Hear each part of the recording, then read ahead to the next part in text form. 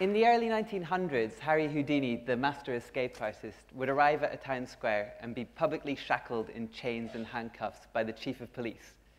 The mayor and the local locksmiths and the whole town would gather to make sure that everything was okay, and they would lead him into the biggest bank vault in the town and lock him inside.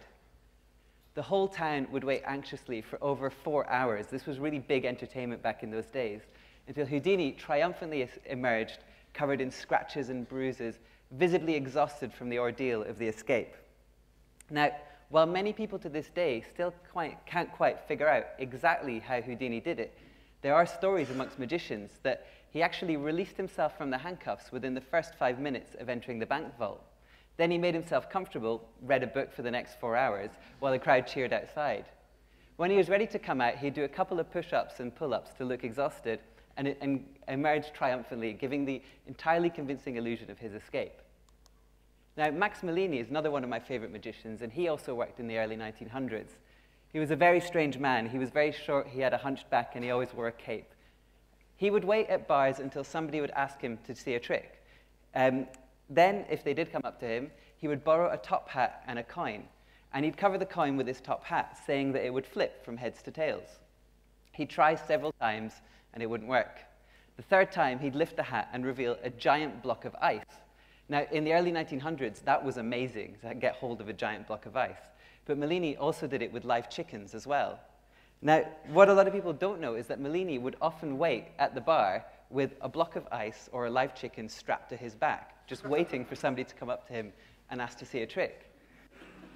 If nobody asked to see a trick that night, Mellini would just go home with the live chicken or block of ice still strapped to his back, and he'd try again the next day.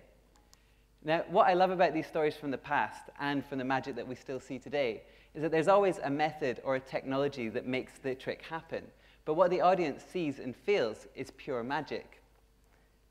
This is because magicians are experts at bringing people to a space where the ordinary becomes extraordinary. I'm a designer, and I work every day with my team to try and invent new and unexpected experiences. But I've also been a magician since I was 11, and I believe that designers can learn a lot about the way that magicians think. Magic is really relevant in design because it creates much deeper and more meaningful connections to the experiences that we see. So today I want to share with you 2 principles that magicians use to create the magic experience and show how I've used them in design. So the first one is that magicians fully understand people to the point that they can see the world through their eyes. They know their needs, their dreams, their aspirations. They know the objects and the places that are familiar to them. And it's only once they completely understand this reality that they can begin to flip and distort it. Max Mellini knew he had to wait to be asked before making a block of ice appear because it was the spontaneity that made that trick so much more impressive. Harry Houdini knew that his audience fully trusted the chief of police, and that's what to this day makes the trick even harder to understand.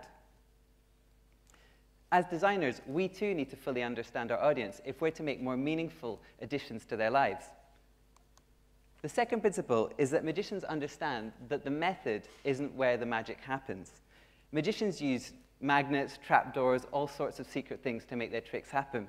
But they understand that, that those secrets are a means to an end and not the magic itself.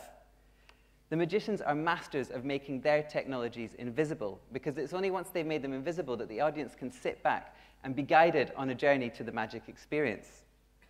Now, much like magicians, designers also use secret methods and technologies to achieve their goals, whether they're algorithms, materials, or electronics. But if we want to take people to that magic place, we need to make those technologies invisible too, because the magic doesn't live in those technologies, it lives in the way that we experience them. So it's interesting to understand what happens when we actually witness magic. As an audience, while we may rationally suspect that something is going on, we also want to entertain the possibility that something impossible is happening, because we really want to witness that and experience it. Charles Reynolds, a famous magician-inventor, once said that maybe this is precisely where the magic experience lives, in this tension between our hearts and our heads, between emotion and intellect. Now, I'm not saying that every single product in the world needs to become a magic trick with rabbits popping out of toasters every single morning. But I do believe that there is a tremendous value in using a little magic dust in the things that we design. So if you imagine a scale of astonishment like this, which goes from a fuzzy feeling all the way through to wonder, awe, and miracles. Now, most magicians live here, and strive to create wonder and awe in their work.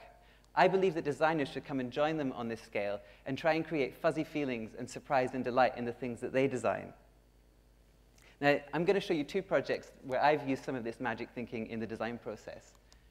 Now, the first one was an interesting one. The brief was to try and reinvent a user manual for smartphones aimed at older adults.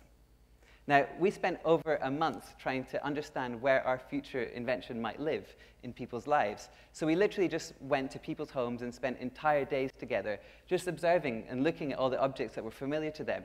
And it was only once we fully understand the things that were familiar to them that we could begin adding delightful and surprising twists, while at the same time not distracting from the goal of learning how to use a smartphone. Now, what we found was that books were a really familiar object in every single house we visited, and we based our design on a book. So the first thing you see is the SIM card, and it tells you what it is. It's the heart and soul of your phone. Like, these are unfamiliar objects to a lot of people. The next thing you see is where the SIM card goes, because the phone's actually hidden away inside the book. The next thing you see is the battery, and then turn the page again, and it shows you where the battery goes in the phone. And step by step, as you're guided through the whole process of setting up the phone. So the next book was the main manual. And what happens with that is that you put the phone inside a cutaway section in the book, and then all the instructions point exactly to where you have to push on the phone. So you're not, oh, here we go. Amazing. So it was a test. So did you imagine this? OK, here we go. So you put the phone inside this cutaway section, and all of the instructions point exactly to where you have to press on the phone. So there's no kind of looking back and forth trying to understand how things work. It's all in one place. Now, the interesting thing with this is that people were actually giggling when they were learning how to use their phone, but they actually learned how to use their phones really quickly. So it's not really a magic trick, but it's a seemingly ordinary object that's been made extraordinary.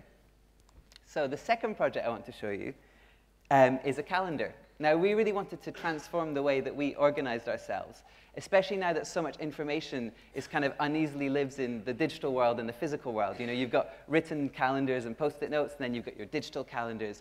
At the moment, it feels quite messy, and we wanted to try and reinvent a way of organizing ourselves. And we did a lot of research, and we looked at how we organize ourselves. And we realized we love big, kind of physical, tactile, visual things. So we invented a calendar that was made entirely out of Lego. So this is about 2 meters wide, and it just sits in the middle of our wall in our studio. Now, if it works, I'll show you. Here we go, perfect. So each row represents a month. Each column represents a day of the week. And everyone in the studio has their own line. We use different colors for each project, and each brick represents a half day. And we keep a little index of all the projects hidden away in our drawer so we don't forget who we're working for. Now, this works really well because it's very big and tactile, and we can just kind of literally go up and make appointments all together just by moving bricks. But the interesting thing is that if you take a photo of the calendar with any smartphone, it immediately synchronizes all of that information on the Lego wall to our digital calendars in the cloud. So you just need to walk up to it and take a photo, and all of that information is now in your digital calendar. Again, the interesting thing was that people giggle and actually enjoy organizing months and months ahead. Like, it's actually quite good fun when we have to plan things. It's not really a magic trick, but again, it's a seemingly ordinary object made extraordinary. Now, I love magic because of the fuzzy feelings and the emotions it creates in people. And I really believe that designers can begin to learn from magicians to start making ordinary things extraordinary. Thank you very much.